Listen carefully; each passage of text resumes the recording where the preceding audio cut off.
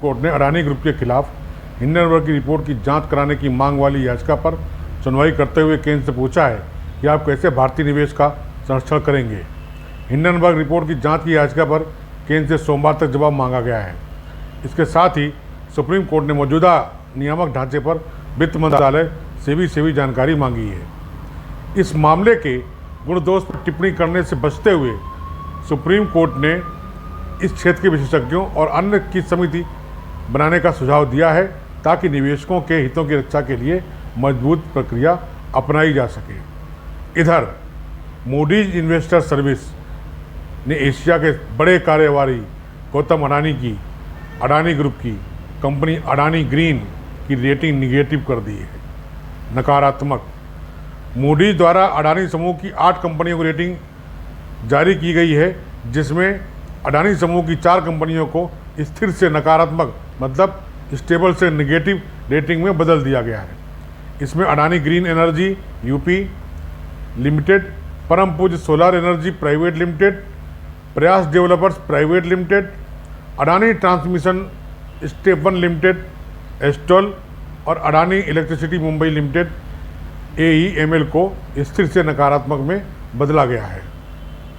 इसके अलावा Adani ports and special economic zone limited एफसेज, Adani international container service terminal private limited AICTPL, Wardha solar private limited, Kodangal solar parks private limited, Adani renewable energy RJ limited सहित Adani green energy restricted group AGEL RG2 और Adani transmission restricted group 1 ATL RG1, जिसमें Barmer power transmission service limited, Raipur Rajnandgaon Warora transmission limited, Sipat transmission limited, Thar power transmission service limited, Hadoti power transmission service limited और Chhattisgarh WR transmission limited को स्थिर rating में रखा गया है।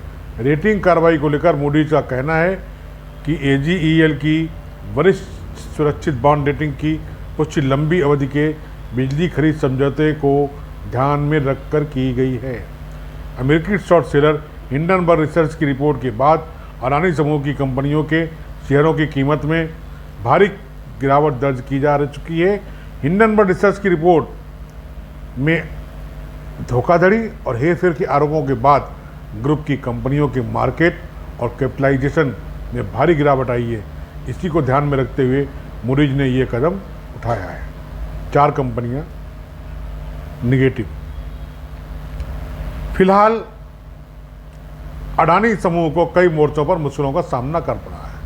Moody's के बाद एशिया इंडेक्स प्राइवेट लिमिटेड ने अडानी समूह की अडानी विल्मर लिमिटेड को S&P BSE IPO इंडेक्स से हटाने की बात कही है।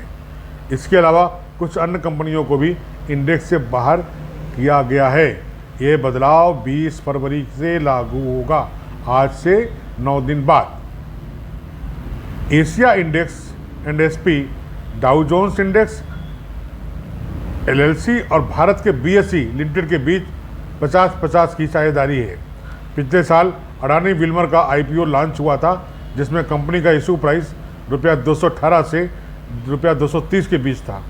बीते साल 8 फरवरी के दिन BSE पर कंपनी का शेयर सूचीबद्ध हुआ था, यानी लिस्टेड हुआ था ₹221 पर। इशू प्राइस के मुकाबले डिस्काउंट पर यह लिस्टिंग हुई थी।